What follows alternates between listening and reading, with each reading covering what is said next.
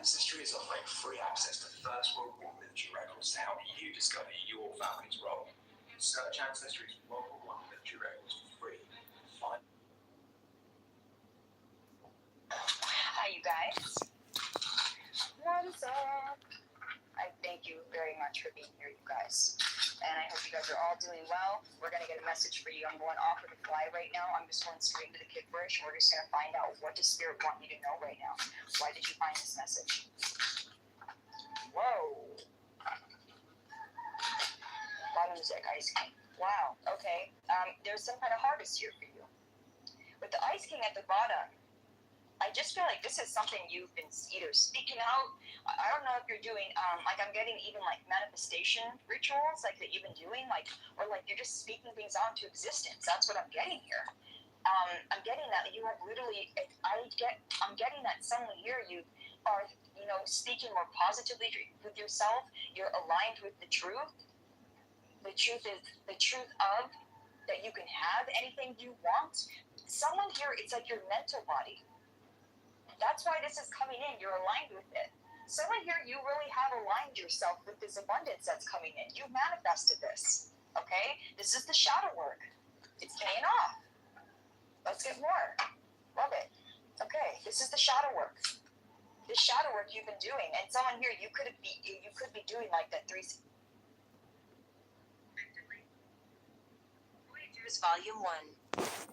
The Sleeping Abductees of the Emerald Covenant CDT Plate Translations. By Ashiana Dean, formerly published as Anna Hayes. Introduction. All Things Considered, Otherworlds, Origins, and Evidence. Voyagers is a set of books best approached by asking the question, what do we really know about the nature of reality? Many of the ideas presented in this book are different from the old belief paradigms through which we have been taught to view reality. They do not negate the old, but rather challenge old ideas to evolve.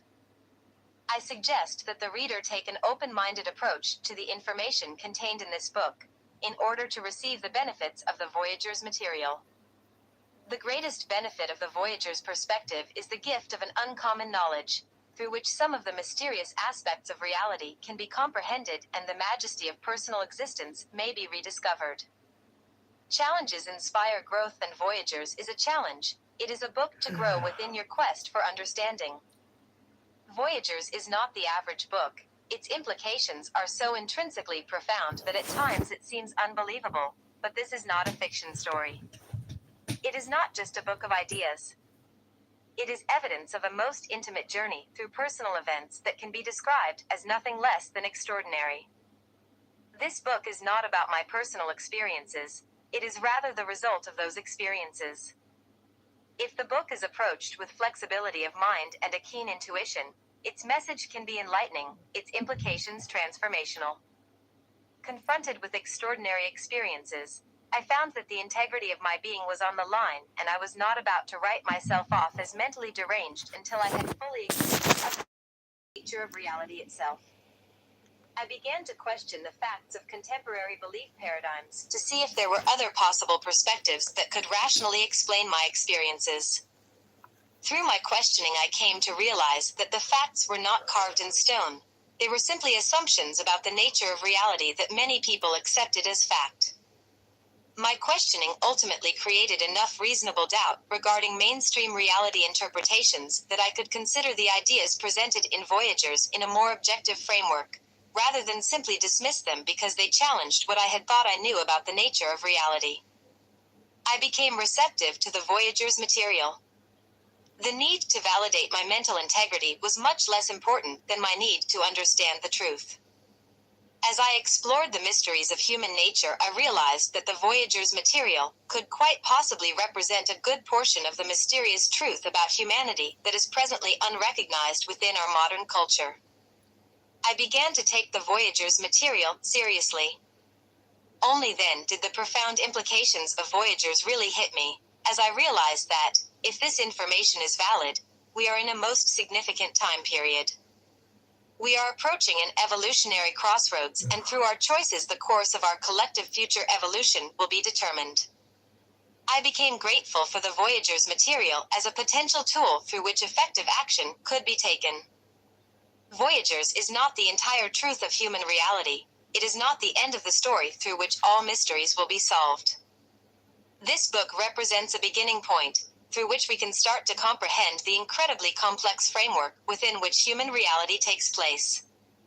Comparative analysis between contemporary beliefs and those presented in Voyagers led me to realize the potential validity of the new ideas. Once holes in the logic of the old paradigms became apparent, it was much easier to identify the potential logic of the ideas presented in Voyagers. The perspectives offered in Voyagers were equally as rational as those promoted through contemporary belief paradigms. I made peace with the Voyagers material. Peace came as a result of understanding how the ideas in this book could literally be possible, and in realizing that this possibility implied that humanity's evolution had a greater purpose, meaning, and cause than we presently suppose. I hope the reader may understand the evolutionary promise implied by the Voyagers' worldview. It is a promise that reminds us of the majesty of our divine nature and reaffirms our connection to a sacred creation. In the remainder of this introduction, I will share some considerations concerning contemporary belief paradigms that helped me to recognize the potential validity of the Voyagers' perspective. It is not my intention to challenge or negate the validity of popular assumptions, but I hope to offer some additional insights into these assumptions and to provide possible alternative perspectives through which the facts can be viewed. The following considerations and conclusions represent my personal perspectives. I do not ask you to accept my opinions as your own, but only to consider them as potentially interesting points of view through which greater understanding might be gained. The ordinary extraordinary. In our contemporary world, we are progressively presented with more and more experiences and occurrences of an extraordinary nature. Over the past 20 years alone, it seems as if the extraordinary has taken on a life of its own.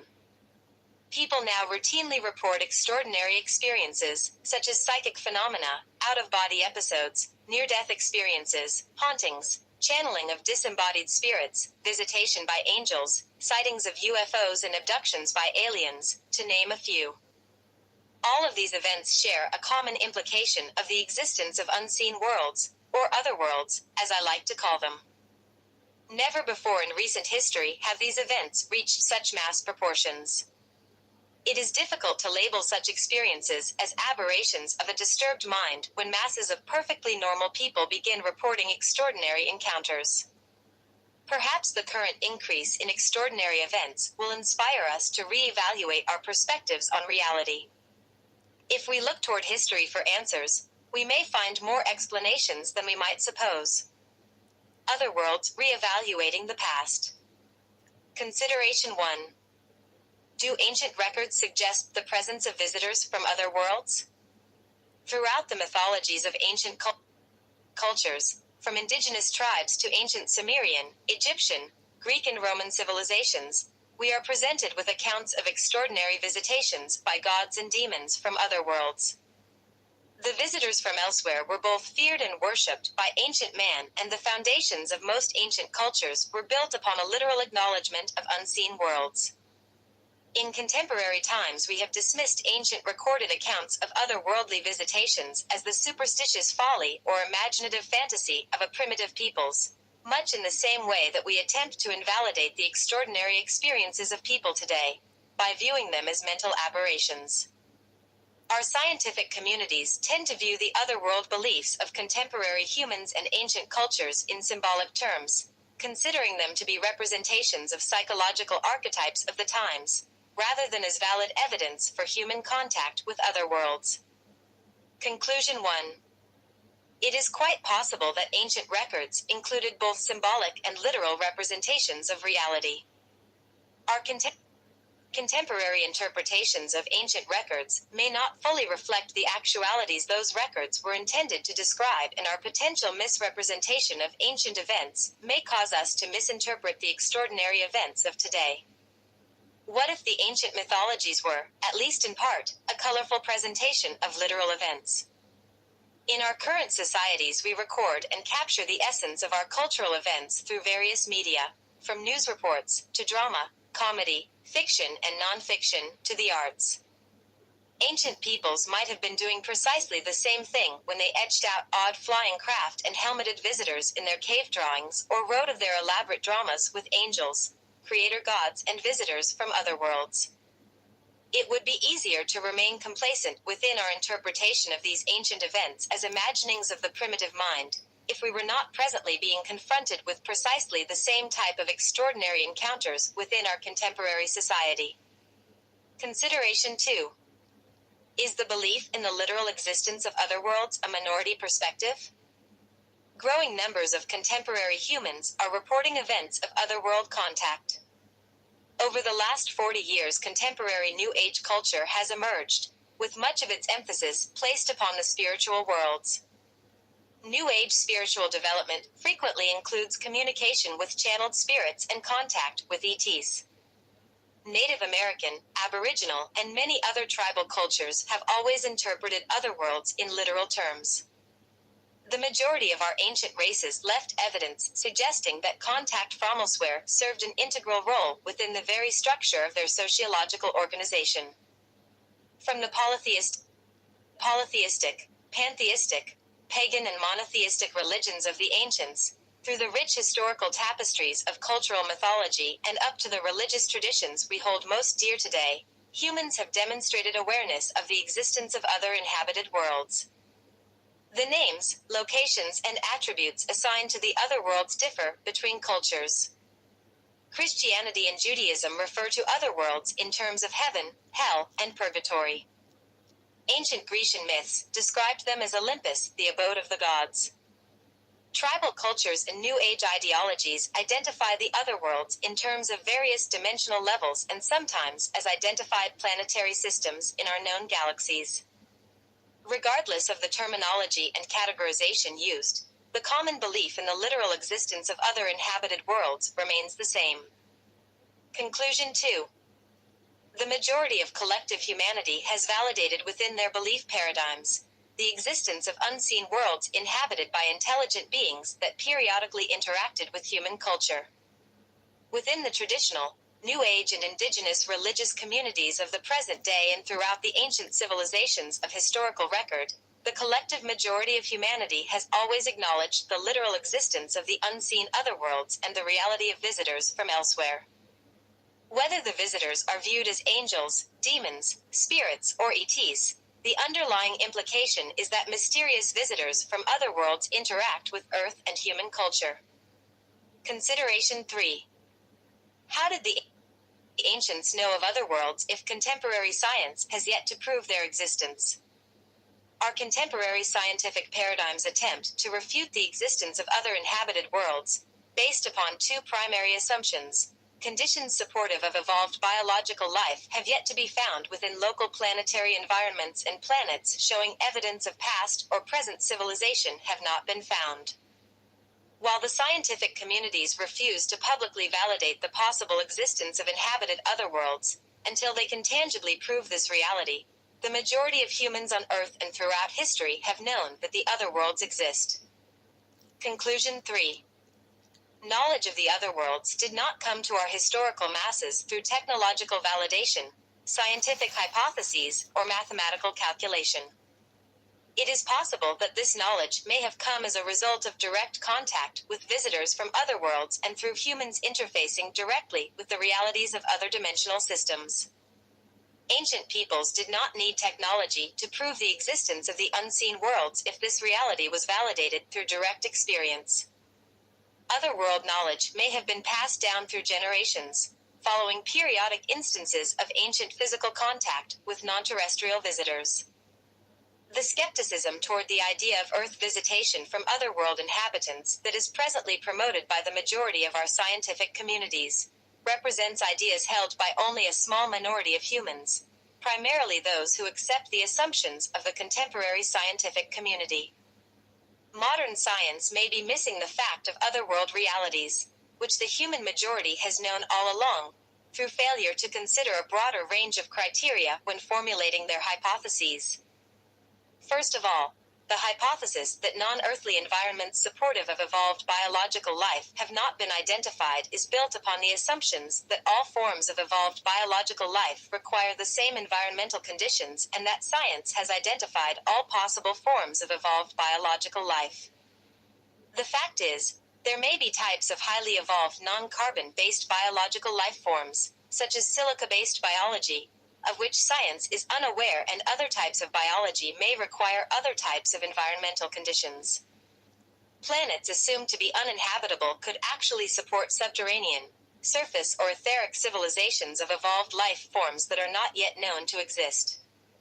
Secondly, and of most importance, the hypothesis that evidence of past or present civilizations has not been found on other planets is built upon two unlikely assumptions. All planets and galaxies in the universe can be perceived, located, and identified through modern technological instrumentation.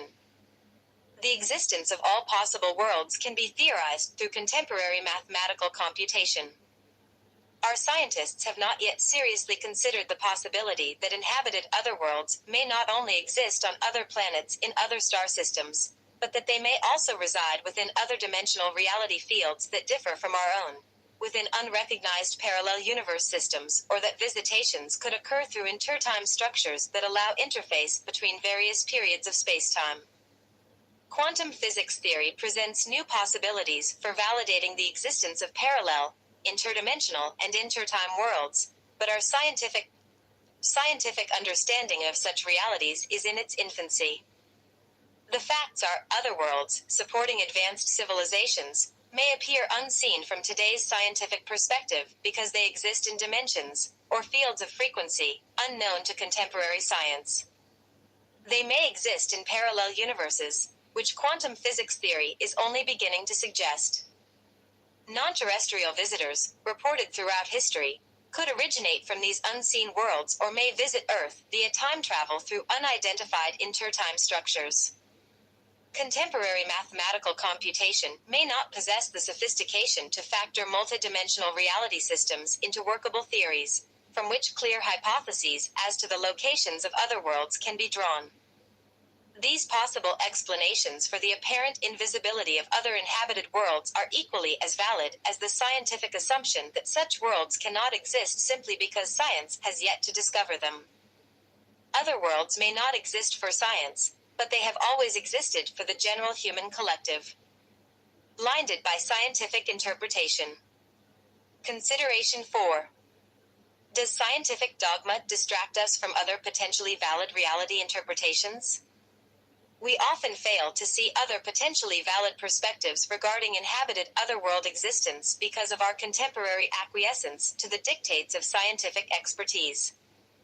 Blinded by the shining accomplishments the sciences have achieved, we tend to overlook the larger body of subject matter that science has yet to comprehend. In Western culture especially, we have allowed the glamour of the scientific dynamic, with its nasty habit of negating the reality of anything it cannot yet define, dissect, reduce to mathematical computation or place under a microscope, to create our belief paradigms for us. Too often we accept the assumptions of the scientific experts as fact, even if those assumptions are incomplete or serve to negate our personal experience and understanding. Contemporary humans have allowed themselves to become conditioned to blindly accepting the hypotheses of the scientific community, when the scientific community itself often negates its previous assumptions with the discovery of new insights. In the world of science, the facts frequently change, yet the general public often accepts scientific fact as absolute truth. Conclusion 4. We have placed our sciences on a pedestal, and in so doing we have disempowered our own abilities to assess conditions of reality and to scrutinize the value of scientific hypotheses. As long as we place the reality interpretations of the scientific machine above our ability to think for ourselves, we will remain blind to other possible interpretations of reality, which may have equal or superior value compared to the assumptions of the scientific majority. Science has its place within an evolving culture, but if it is allowed to become the ruler, dictator, and governing force of the private mind, the wisdom that comes to us by way of the soul may be extinguished. Scientific paradigms traditionally do not recognize the validity of the soul. Readers of a scientific persuasion may substitute, in the above sentence, the concept of the superconscious mind, for the term soul, as the modern science of psychology is beginning to recognize this idea. In truth, the superconscious mind and the soul represent the same level of higher identity, and there are levels of identity that exist beyond this point. We have accepted the scientific assumption that ancient recorded accounts of otherworld contact represent the symbolic folly of a less developed, primitive mind, and thus we discount the possible implications of those ancient records. Through this acquiescence of perspective to scientific dogma, we have lost touch with the possibilities of our creation and have become blind to the realities of which our ancient ancestors might once have been aware. Invalidation of the unseen worlds and denial of the evidence that supports their existence represents a specialized digression rather than an evolution of our conscious awareness. We have achieved simple scientific and technological prowess, while sacrificing a greater cognition of ourselves, the cosmos and the divine, awareness our ancient ancestors might very well have possessed. Consideration 5. Were ancient human cultures more evolved in mind technologies? Under the influence of popular scientific ideology, we have learned to view ancient human races as primitive compared to our own, because they apparently lacked sophistication in externalized mechanical technology. We rarely consider the possibility that some ancient peoples might have possessed a higher level of evolution regarding mind technologies than that which is presently demonstrated in the contemporary human. Many present-day experiences of an extraordinary nature are categorized as mental problems, when in truth they may represent evidence of a more evolved consciousness that was ordinary during ancient times. Conclusion 5.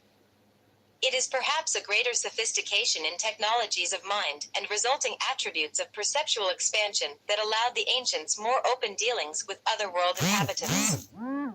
Many of the rituals and spiritual practices of old could represent intuitive comprehension of the direction of subtle energy and hidden forces, an art that contemporary science is only beginning to hone through the use of the rational mind and external technologies. If we viewed ancient cultures with more respect for their inherent mental integrity, we might discover the logic behind some of their spiritual beliefs and practices and realize that such practices might have advanced scientific validity at their core. If we begin to validate the contours of the ancient psyche, we would begin to comprehend more about the workings of the contemporary mind and would perhaps not jump to the conclusion that people are mentally disturbed simply because they have extraordinary experiences. We might discover that extraordinary experiences are the result of perceptual evolution. Once we collectively advance to a more evolved state of consciousness, extraordinary experiences, such as contact with inhabitants of other worlds, might become quite ordinary. Gods and visitors. Consideration 6. Have visitor agendas influenced human evolution? When less developed cultures encounter members of more advanced civilizations, they frequently view the more evolved beings as gods due to their advanced knowledge and seemingly magical abilities. If our ancient cultures were indeed visited by members of more evolutionarily advanced races from other worlds, it is quite likely that such visitors would be considered as gods. Ancient polytheistic and pantheistic religions could very well have been built upon the dramatic visitations of advanced interstellar, intertime or interdimensional races that literally took place within the life experience of our ancestors. Such visiting cultures could have laid the conceptual foundations for ancient spiritual belief, reducing their advanced spiritual and scientific comprehension into simple terms more easily understood by a less developed civilization. Monotheistic religious traditions, which remain strong within our culture today, could likewise have been brought here by advanced, visiting races from the other worlds. The visitors may have depicted themselves as gods in order to establish an attitude of reverence, obedience, or subservience among ancient populations, or to bring to us their own spiritual and scientific knowledge in ways that we could understand. Perhaps the great theological discrepancies, still apparent within contemporary religions that have their roots in ancient ideologies, have resulted from diversification among ancient visitor races. Each race, having a worldview of its own, may have at different times dispensed teachings that reflected their particular understanding of the cosmos. Through the passage of time, the original teachings were propagated within various aspects of human culture, laying the foundations for the great spiritual and theological perspectives that have molded our civilizations up to the present day. It is quite possible that ancient cultures and the direction of human evolution itself have been directly influenced by a visitor presence, and that such influences continue today through discrete visitor involvement. This contemporary influence may have a direct effect upon the course of our future evolution. Conclusion 6. Visiting representatives from other world cultures may have directly influenced the evolution of human culture on Earth. Our religious belief systems of today may have their roots in other world cultures. The development of our present scientific paradigms may also be influenced from behind the scenes by contemporary other world visitors. It may be no accident that scientific paradigms have evolved in a way that attempts to negate the possibility of visitor presence. Perhaps visitors allow us to evolve primarily on our own, observing from afar while periodically influencing the direction of our evolution. Some visitors may have agendas toward the human populace that depend upon our ignorance to their existence. If we were being covertly manipulated or directed toward a hidden evolutionary goal, it could be to the benefit of the visitors to remain undetected. If visitors are concerned about the course of human evolution, a motive could plausibly exist for them to influence through covert means the evolution of our scientific and religious ideologies. Scientific and religious organizations form the foundations upon which our mass cultural belief systems are built. If our scientists and clergy were secretly guided, via various means of covert visitor infiltration, to follow specific perspectives about our origins and the nature of reality, perspectives that lead us away from considering the idea of visitor involvement with Earth, visitors could direct the course of our evolution while remaining invisible to our people. Covert visitor influences may have existed from the time of human beginnings on Earth, continuing discreetly up to and including our present time. If the visitors are benevolent in nature, then such evolutionary guidance might have our best interests at heart. But if some visitors held malevolent motives, our continued survival could be at stake. This interpretation of human evolutionary history is not often promoted through present-day scientific or religious culture, but the visitor influence theory is potentially equally as valid an interpretation of human evolution as those offered and endorsed by the contemporary expert majority. There is no proof to the contrary, and historical records themselves serve as potential evidence of visitor influence. The possibility that ancient cultures were directly influenced by otherworld visitors and that the course of our evolution up to the present day might have been directly guided by a covert visitor presence is a potential of our evolutionary history that our culture has barely explored. It is no less an intelligent approach to exploring our evolutionary history than to assume that ancient peoples independently and imaginatively created elaborate depictions of otherworld involvement due to the ignorance of the primitive mind, and that contemporary people experiencing contact events are simply mentally unstable. We may have been covertly guided, throughout various portions of our evolution, to negate the possibility of visitor presence, or to worship visitors in terms of conceptualized gods, so our race would remain open for manipulation and direction by visitors from other worlds. It may do us well to consider this possibility now, as instances of extraordinary visitor encounters make a resurgence within contemporary society, because the intentions of all visitors may not have the best interests of human evolution at heart. As long as we negate the possibility of visitor presence, we will not explore the implications of how such a presence might affect us now or through the course of our future evolution, and we will be completely unprepared to handle ourselves effectively in the face of visitor encounter. Visitors and human origins. If we view ancient records in terms of a potentially literal, albeit colorful, interpretation, we can see the plausibility of the visitor contact theory. If visitors were present throughout our history, perhaps they have indeed charted, guided, and influenced the path of human evolution all along. This possibility leads to greater considerations. Consideration 7. Is there a genetic connection between humans and otherworld visitors? If visitors interacted with us periodically and influenced the course of our evolution throughout history, It would seem that the visitors had a vested interest in the development of the human lineage on Earth. One plausible reason visiting races would be interested in our development is that our races were somehow connected. This connection could be genetic. What if the truth of our origins on Earth is not the accidental collision of elemental space dust and its resulting evolutionary progression, as suggested by some scientific schools of thought? What if the Father God created man on Earth theory, that is promoted by most monotheistic religious doctrines, is a simplification of a greater creation dynamic? For all we know, the Father God of our monotheistic creation stories could have been a biological ET or a non-terrestrial etheric entity from other worlds, who gave us our creation stories to help us understand our inherent spiritual connection to the cosmos. What if we were put here to evolve by an elder race of interstellar, intertime, or interdimensional visitors as the propagation of their genetic heritage? Conclusion 7. Human lineage could very possibly have originated through an older race of extraterrestrial, ET, other dimensional, or intertime otherworld visitors. If our true ancestors are non-terrestrial in nature and are more highly evolved than contemporary humanity, then our genetic heritage may be richer than we have imagined and our evolutionary potentials may be greater than we suppose. Our original home and the purpose for our existence may exist within the other worlds. Considering the possibility of non-terrestrial human origins does not negate our beloved spiritual teachings, but rather suggests that our creation stories fit into a larger picture. Otherworld origin does not imply that we have been created by other races alone.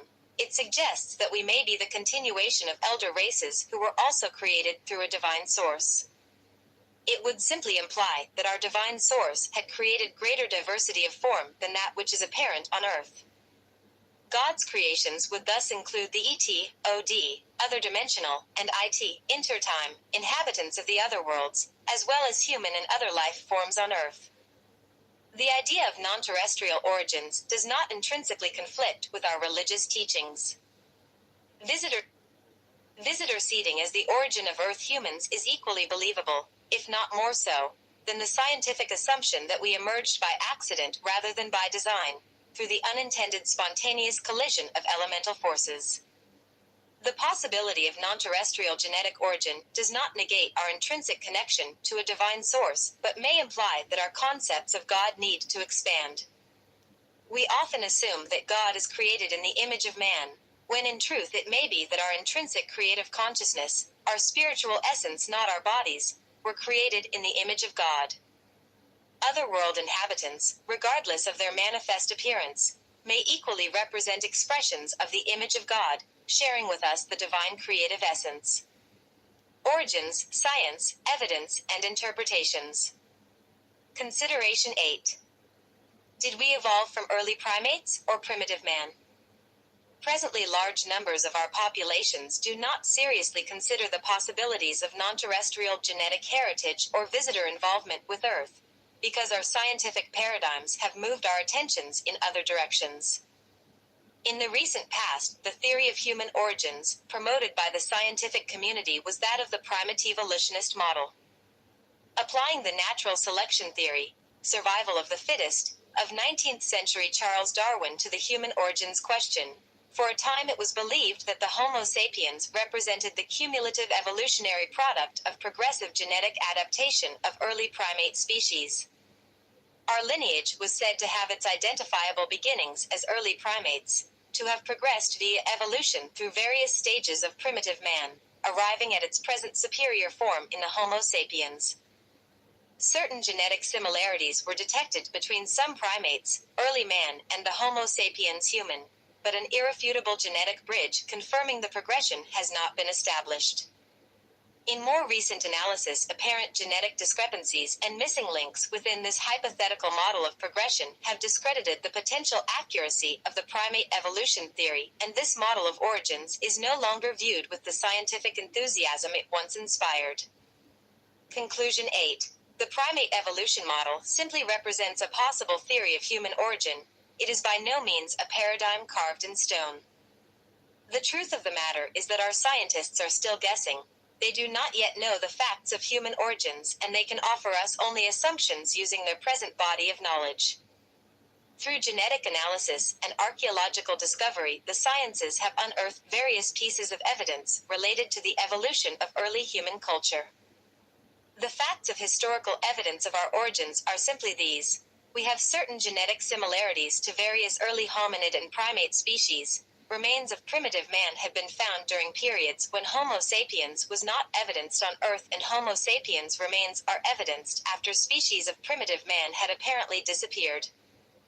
These facts can be interpreted in a variety of ways, from attempting to fit them into the primate evolutionist model, to considering the possibilities that the Homo sapiens and primitive man species were independently seated here, at different times, by visiting races from other worlds. Genetic crossbreeding between an earlier otherworld Homo sapiens race and earthly primate forms could easily account for the genetic similarities between certain primate, primitive hominid, and Homo sapiens species. We may not be the descendants of primitive man, we might very well be its progenitor. This fact remains. A concrete answer to the question of human origins has not yet been adequately determined, and the existing evidence can be interpreted in a variety of ways. If we add to the equation a literal interpretation of ancient historical records, depicting otherworldly contact, some of which include stories of the gods coming down to interbreed with human females, the cumulative evidence points more strongly to visitor involvement with our lineage than to the hypothesis that we are the product of primate evolution. Mysteries.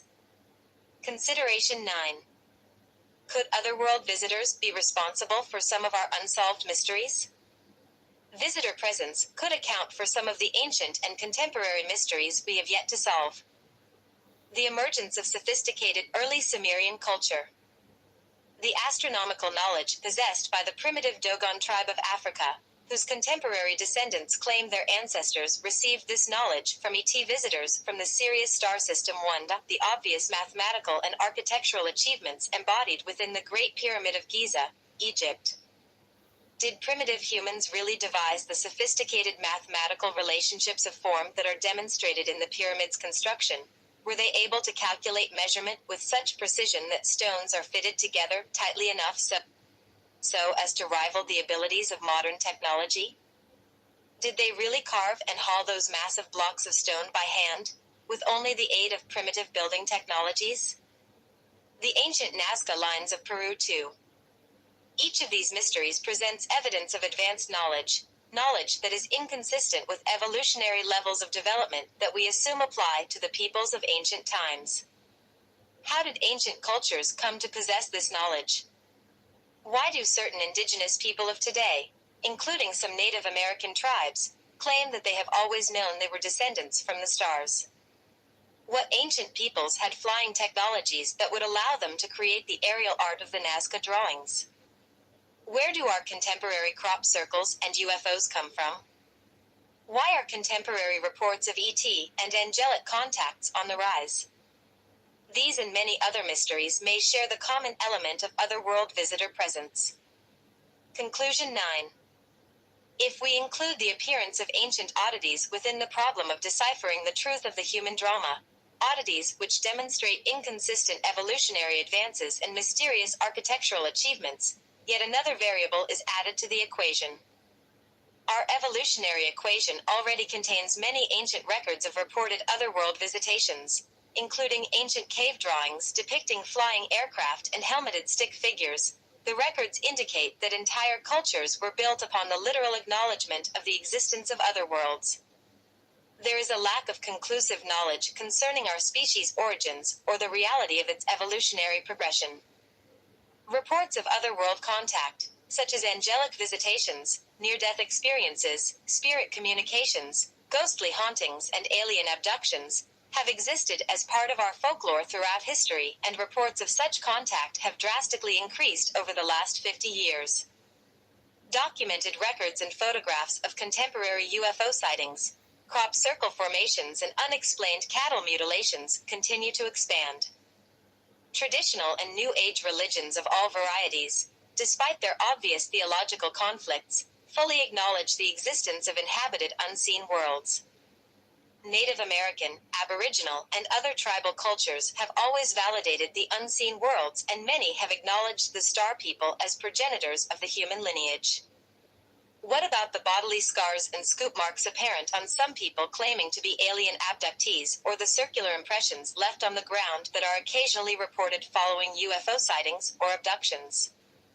Recent medical revelations have included the surgical removal of physical implants from the bodies of several people claiming to have had ET encounters. Implants created through an advanced technology not yet available on Earth. Are physical implants the product of imagination? Perhaps the mysteries of the massive stone heads on Easter Island, the technical artistry of the Mitchell Hedges crystal skull, and the face on Mars NASA photo also fit into the category of visitor evidence? The Great Pyramid of Giza and the Sphinx, with its curious resemblance to the face on Mars, might also represent remains of a visitor presence. Along with this persuasive physical evidence, we have records from ancient times throughout our known history indicating otherworld contact, and we have literally thousands, if not hundreds of thousands, of contemporary eyewitness accounts of UFO sightings and visitor contact or abductions. How can we expect to solve the equation of the human drama while blatantly ignoring the body of evidence that suggests other worlds and their visitors do indeed exist? How can we rationally ignore this cumulative evidence and assume that all of the cultures throughout history and all people experiencing extraordinary phenomena today just don't know what they are talking about? How can we ignore the potential connections between various elements of physical evidence and the correlation between the physical evidence and the subject accounts of witnesses throughout the ages? Why would we want to ignore or deny this information? It is illogical and irrational to ignore this evidence. Many people assume that there is no evidence to support the theory of otherworld visitor contact. This is an erroneous assumption, for the fact is that quite a bit of evidence exists to support the contact theory. The idea that no evidence exists could be part of a propaganda program, orchestrated via covert visitor infiltration into human culture, that is intended to conceal visitor manipulation and activities from human view, by convincing the masses that visitors cannot and do not exist. This is a scary thought, but it should be addressed as we explore the possibilities and implications of visitor presence. There is no more concrete proof to support evolutionary theories that negate or ignore the possibility of visitor presence than there is for the contact theory. Substantial evidence is lacking in either case, but when existing evidence is viewed collectively, its many pieces placed side by side, a convincing picture of probable contact emerges. Many people may challenge the idea of visitor contact with a prove-it attitude, using scientific or religious perspectives to refute the contact theory. The truth is that both contemporary science and religion cannot prove their own origins theories, precisely the theories they use to negate the possibility of contact. The argument is a stalemate and will remain so, until we irrefutably discover life on other planets or the visitors make their presence on Earth undeniably known. Missing evidence, particle transition, and time. Consideration 10. Why isn't there a greater amount of physical, archaeological evidence of ancient visitor contact? It is possible that remains of an elder Homo sapiens race or evidence of ET, IT, intertime, or OD, other dimensional, visitor presence have not been found on Earth due to destruction of evidence through geological Earth changes, such as pole shift or other cataclysms. It is also possible that the evidence is here but has not yet been discovered. Another reason we haven't found physical remains other than ancient records and mysteries could be that members of visiting races returned to the other worlds from which they came. Before leaving, they may have made an effort to destroy, remove, or conceal evidence of their presence, in order to keep their activities hidden from the general human populace. It is rumored that this tactic is certainly used today in regard to visitor involvement with covert human governments. Perhaps the visitors held agendas toward human development throughout history, which required concealment of their presence from all but a few. One plausible reason for the seeming absence of archaeological evidence supporting contact has not yet been considered. It is the most likely reason for the absence of evidence, but it is also the most difficult explanation to understand. It is a scientific dynamic known as particle transition, a dynamic which is not presently understood within the scientific communities of Earth. Particle transition is part of the natural evolutionary cycle of planetary bodies and can be understood through advanced applications of cheilontic morphogenetic science, as further detailed in the latter portions of this book.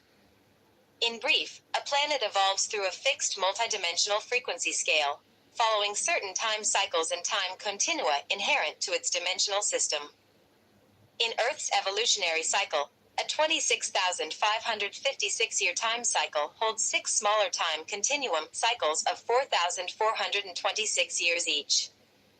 Earth's progression through this fixed structure of time is synchronistically intertwined with the evolutionary cycles of Earth's antiparticle double/parallel Earth. During the 6 time continuum cycles Earth passes through in its larger 26,556-year evolutionary cycle, Earth and its double literally trade places. Our particle Earth spends 2 time continuum cycles within the antiparticle universe, while during the same period, parallel antiparticle Earth spends 2 continuum cycles in the particle universe. This is done through complex dynamics involving the reversal of electromagnetic polarity and shifting of the angular rotation of particle spin. During the 2 continuum cycles when the planets switch places within their respective universes, any matter constructions created on those planets will be composed of particles or antiparticles inherent to the universe within which the planet is stationed. Objects and biological remains of civilizations taking place on Earth while it is in the antiparticle universe will be composed of antiparticles. As Earth passes back into the time continua cycles of the particle universe, most matter constructions and remains from Earth's parallel universe period will remain within the antiparticle universe. Remains of activity taking place on the antiparticle parallel Earth while it is in the particle universe will likewise remain in the particle universe. As the planets simultaneously transition back to their home universe, the remains of one planet will appear within the physical particle base of the other planet. This implies that remains found on our Earth, that can be dated to the periods when Earth was in the parallel universe, are actually the remains of activity that took place on parallel antiparticle Earth while it was in the particle universe. Our Earth's remains from that period would not be found here. They would exist within the particle base of parallel Earth in the antiparticle universe. Other world races visiting Earth while the planet was in the antiparticle universe would leave evidence of their activities within the grounds of parallel Earth. We would not be able to unearth these remains until our particle Earth passed back into the antiparticle universe, following the successful completion of its 26,556-year evolutionary cycle. In the present 26,556-year time cycle, Earth passed into the parallel antiparticle universe in 13,474 BC, remained there for 2 time continuous cycles, 8,852 years, then returned to the particle universe in 4622 BC. Our Earth's archaeological remains from the time period of 13,474 BC through 4622 BC would not be found on our Earth, they would exist on parallel Earth. Archaeological remains found on our Earth, that can be dated to the period of 13,474 BC to 4622 BC, would actually represent the remains of civilizations and life forms that existed on parallel Earth during this period of time. The particle transition process of multidimensional planetary evolution is very complex and utterly alien to our scientific communities, yet it is a cohesive model, consistent with the structure and mechanics of 15-dimensional physics that are introduced in Volume 2, Voyagers, Secrets of Amenti. If this model accurately illustrates the hidden dynamics of planetary evolution, the seeming absence of visitor or elder race evidence on Earth can be easily accounted for. The remains exist, but most of them are contained beneath the soils of parallel Earth. Remains that vanish when Earth transitions back into the particle universe can be rediscovered when Earth once again passes into the antiparticle universe, at the completion of its 26,556-year time cycle. Within Earth's natural time cycle passage, the present cycle would end in 4230 AD, at which time various types of missing remains would become available for discovery. Due to events described in Volume 2, the opportunity for some such discoveries may present itself between 2000 and 2017. This is a very brief review of the basic concepts involved with the particle transition theory. The mechanics involved are much more sophisticated than I have described. I don't fully understand these dynamics, but I find the theory absolutely fascinating. It is the most intelligent hypothesis I have come across to account for a lack of physical evidence supporting ancient visitor involvement with Earth. This theory would completely revolutionize our studies of archaeology and ancient history. Our mythologies regarding advanced early civilizations, such as Atlantis and Lemuria, could depict actual realities as well. The remains of pre-4622 BC Atlantis might be hidden beneath the waters of parallel Earth, perhaps awaiting our discovery between 2000 and 2017. Conclusion 10. Whether non-detection, natural destruction, intentional concealment, particle transition, or a combination of all of the above are responsible for the apparent lack of ancient physical contact evidence. Much evidence is still available if we begin to view ancient records with a bit more integrity. Mysterious cultural advancements of the ancients also support the validity of the visitor contact theory. The information from the past, coupled with the growing phenomena of extraordinary experiences today, offers a convincing body of evidence to support the idea of the existence of other worlds and the premise that visitors from elsewhere have periodically interacted with Earth throughout history and into the present. Evidence to the contrary is no more conclusive, it is only more popular, due to the old interpretations of our scientific and religious communities. Evidence to support the premise that other inhabited worlds exist throughout the cosmos and that visitors from these worlds have interacted directly with Earth can be found through closer examination of our past and through objective observation of the extraordinary events that are presently unfolding within our contemporary global culture. Hypothesis. Through analyzing the evidence upon which our contemporary belief paradigms are built, I was able to see some of the illogical conclusions, negating the possibility of visitor presence that have been traditionally drawn from existing evidence. I have become aware of other potentially valid interpretations of this evidence that support the idea of past and present visitor involvement with Earth. My ultimate conclusion is that other worlds do exist. So do the visitors, and they are beginning to make their presence known in our contemporary world. I believe that some of the other worlds exist within physical solar systems that are part of our observable galaxies, but that the majority of them exist within parallel, other dimensional, and other time reality systems that our scientists have yet to discover. I have grown to accept the theory that we are not alone in the universe and never have been, as evidence suggests that visitors from more advanced cultures from other worlds have interacted with human evolution from the time of our inception on Earth.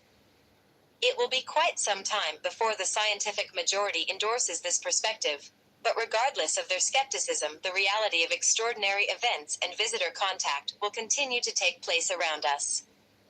We have a choice between blindly accepting the incomplete conclusions offered to us through the expertise of contemporary science and religion, or to open our minds and venture forward to explore the unknown realities on our own. We have a right to explore available evidence, to interpret that evidence in our own way, and to draw our own conclusions. If we expect to understand what is really taking place on Earth and how contemporary events are connected to our ancient past, the right to explore becomes a personal responsibility to do so. If we wait for science to draw the conclusions for us, or allow overly restrictive authoritarian religious doctrine to dictate the answers, we may be leaving ourselves vulnerable to the influences of the unknown worlds, and we may never know the real truth of the human evolutionary drama. Until scientists and clergy discover that the universe is constructed upon an ordered model of multidimensional reality, in which physics and spirituality/evolutionism and creationism coexist, they will be unable to prove or disprove the existence of the other worlds. We are living in extraordinary times. The new millennium is a time for closure and a time for new beginnings. It is a good time to purge ideas that reduce us and to embrace those that set us free. In this book you will find new perspectives on the human condition, perspectives which challenge old ideas to evolve. You will discover a worldview filled with potentials and challenges that you may never have dreamed possible. Voyagers is a doorway into the world of the extraordinary. It offers unique perspectives on history, science, and humanity's evolutionary purposes, and it offers a glimpse into the realities of the contemporary visitor phenomena. But of most importance, this book offers us a practical analysis of the extraordinary circumstances Earth will encounter during the next 18 years, and provides educational tools through which we can effectively prepare for Earth's passage into the golden age of enlightenment. If we can open our minds to the potential validity of the Voyager's material, we will use the opportunity to employ these educational tools for our evolutionary benefit. I hope the insights I have offered will help the reader to become more receptive to the possibilities and potentials Voyagers presents. These insights helped me to grow from skepticism and self-doubt to realization and self-renewal. Perhaps for you they will do the same. The golden age of enlightenment is dawning, and it offers us a golden opportunity to reevaluate our reality, to reinvent ourselves, and to come full circle, reuniting contemporary knowledge with the wisdom of our ancient ancestors. It is a time when the past and present come together, the result of which will decidedly direct the course of our future evolution. Voyagers, by its very nature, is an extraordinary series of books. It does not merely contain the speculations of a human mind, but rather offers us a unique perspective on the human condition as observed from an objective bird's-eye view. I was quite relieved that, in analyzing available evidence, I was able to convince my skeptical, rational mind to validate the existence of a visitor presence. If I hadn't been convinced, if there was not enough evidence available to override my personal disbelief, I would have misinterpreted a lifetime of extraordinary experiences and negated the integrity of my personal perceptions. The evidence was there, only the pieces needed to come together. The information contained in this book is further evidence of an active visitor presence on Earth today. The production of this book is the result of a 27-year physical and communicative relationship that I have been privileged to share with members of an organization of visitors from the other worlds, who refer to themselves as the Guardian Alliance. Contact intruders. In 1969, at 4 years of age, I had my first conscious initiation into the contemporary world of extraordinary events, as I was physically abducted from my driveway in broad daylight by a small gray being with large black eyes. It soon became apparent to me that visitors from elsewhere were far more than creative expressions of the imagination.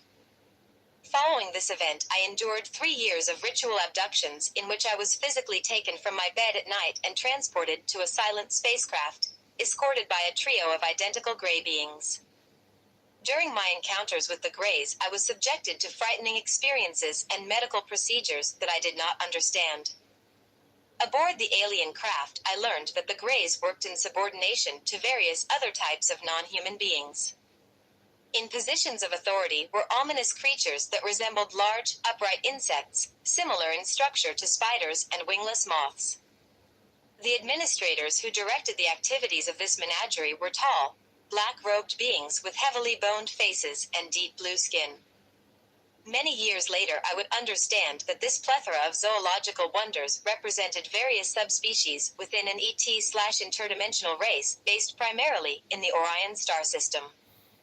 In their dealings with Earth, they are known as the Zeta Reticuli, their primary race strain being the blue-faced Cephalium, the administrators and directors of the lower-ranking subspecies of Zeta. In recent times, the Zeta races began interacting with Earth around World War I, and by World War II, they had established covert treaties with both the Nazi and Allied governments, through which they were entitled to abduction experimentation rights on the unwitting public, in exchange for their weapons technologies. Since the 1980s, the Zeta have joined forces with their ancient adversaries, the Dracos, a reptilian hybrid race whose ancestry is also traced to the Orion star system. Both the Zeta and the Dracos races share a common hidden objective of claiming sovereignty over the territories of Earth. Collectively, I refer to legions of the Zeta Dracos Alliance and any other visitors from elsewhere who hold agendas that are detrimental to the evolution of humans, as the intruders. Between the ages of 4 and 7 years, I did not understand such things, nor did I comprehend why this malevolent group of beings had invaded my life, striking terror into my heart. I would never have come to understand these events had it not been for the intervention of another group of benevolent visitors that collectively refer to themselves as the Guardian Alliance. Guardians. I first met representatives of the Guardian Alliance when I was 7 years old. While I played alone one afternoon in my grandmother's yard, I was physically approached by yet another gray being, but this one had bright blue eyes, rather than the standard issue black-eyed grays I had encountered during 3 years of repeated intruder abductions. Unlike the other grays, this being demonstrated kindness, and I was told that I no longer had to be frightened of my malevolent abductors because another group of visitors would ensure my protection from this point forward. Following this event, the rate of my nightly visitor abductions increased, as the intervening group began taking me to children's circles aboard their spacecraft, where my education into the world of the extraordinary began. The Zeta Greys were not in charge of the organization called the Guardian Alliance. Many members of the GA appeared to be quite human, but they possessed knowledge and abilities far beyond conventional human development.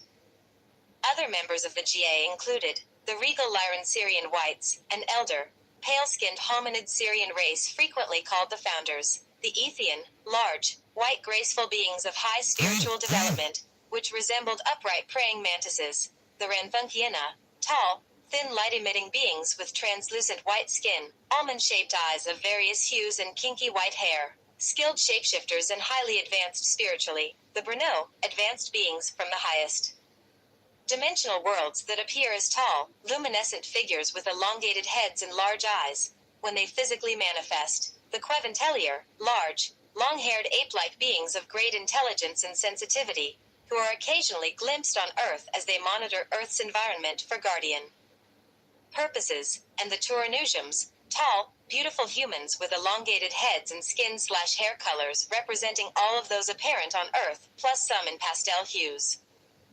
There were many other species involved with the Guardian Alliance, from the various hybrids created through intermixing of these species, to the vast, formless, sentient conscious entities who direct the Guardian Alliance, entities that exist beyond the scope of dimensionalization.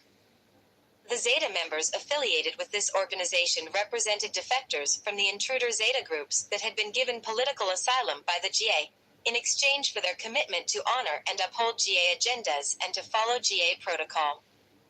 I learned that the GA was a cooperative organization through which an enormous variety of different interstellar, multidimensional, and intertime species and races worked together to assist in the evolution of developing cultures throughout the multidimensional universe. The GA represented a smaller, specialized group within a greater guardian organization called the Interdimensional Association of Free Worlds. During my childhood, I did not understand the complex political dramas taking place between the various races of interstellar visitors, and I was not informed about the various Earth agendas held by guardian and intruder races until I was well into my adulthood. Throughout my childhood, the GA repeatedly took me, via consensual nightly abductions, to educational facilities aboard their motherships. There I was exposed to a variety of educational subjects, such as 15th-dimensional physics, bioenergetic healing modalities, the elder race human history, spiritual teachings of the law of one, and I was trained in the rudimentary dynamics of cheilontic morphogenetic science. I was trained to become a biophysical translator of the universal symbol code language known as Cheilonta. During my years of education with the GA, I was treated with the utmost of kindness, respect, and unconditional love, and I grew to admire their members for the incredible wisdom, knowledge, and spiritual grace they demonstrated in all of their activities. Interaction with the GA became my secret life that I was not permitted to speak of during my usual human interactions. The Guardians explained to me that, due to present human ignorance about the presence of visitors from elsewhere, I would be persecuted and misunderstood should I try to share my knowledge of the GA. Until I was of an adult age, I was to remain silent about my contact to protect myself from the interference of a well-meaning but ill-informed psychiatric community that was not in the least bit prepared to handle cases of visitor involvement effectively. I understood the warnings of the GA and knew that if I began speaking about my experiences, I would be mislabeled and diagnosed as having psychological problems, because our culture does not yet possess the knowledge through which these experiences can be rationally understood. I was consciously aware of my contact experiences throughout childhood and into adulthood. I have never been placed under hypnosis to retrieve memories of these events. My childhood memories of contact events still remain quite clear. My memory of visitor interaction during adolescence is still somewhat fuzzy. I do remember numerous episodes of contact, but it seemed that the intruder visitors had once again appeared on the scene. Some of my adolescent memories involved abductions by humans dressed in military garb, in which I was forcibly taken to underground military-like facilities and subjected to interrogation and rough handling. This period of my life was very confusing due to obvious gaps in contact memory and the seeming reemergence of the intruder visitor presence.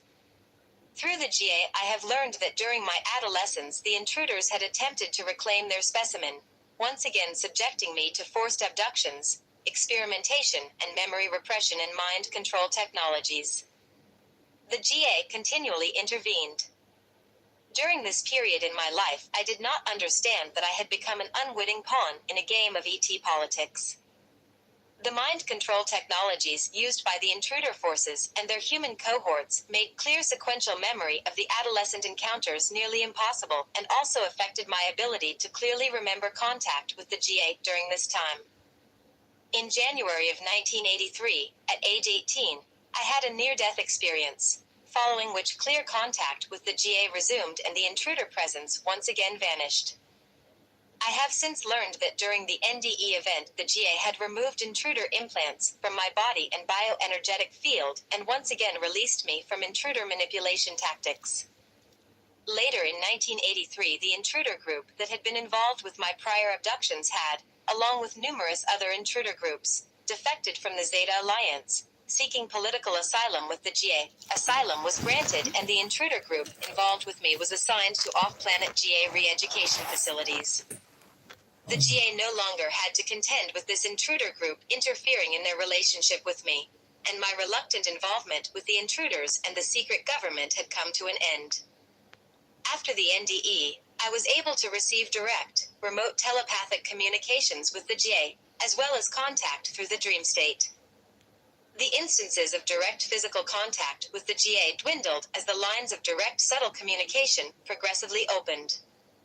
Telepathic dialogue with the GA was soon replaced by a strange form of contact through which I would receive large bodies of communicated text that would open up in my mind like a form of psychic email. These dry data communications did not exhibit the type of live, person-to-person communication that was characteristic to telepathic dialogue, but I was able to receive thousands of pages of instructional information from the GA through this mode of communication.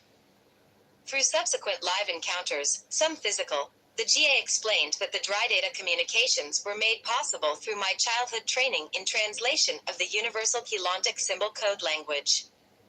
The GA was able to pre-record information for me, in the form of digital data packages called Keylontic Symbol Codes. The GA would program the Keylontic codes into my bioenergetic system via remote electronic transmission. Once the encoded data had been programmed into my bioenergetic field, it would process through my neurological structure in the form of electrical impulse. Through the natural biochemical and electrical translation processes inherent to the human biological form, the electronically encoded information would translate into my native language and appear in my mind as direct cognition, formatted into either word text or image pictures. I did not hear the words in my mind, as no audible sound was involved. A stream of worded information would simply flow through my mind and I could feel the words as electrical impulse patterns. Image translation came in the same way, no mental pictures, but rather clearly felt electrical impulses that carried complete images. My mind just knew the audio or visual content of the electrical impulses, as if the impulses bypassed sensory translation and appeared as direct cognition. Later I learned that this mode of data exchange is called keylontic communication, an electronic, bioneurological language that represents only one rudimentary application of keylontic morphogenetic science. For 6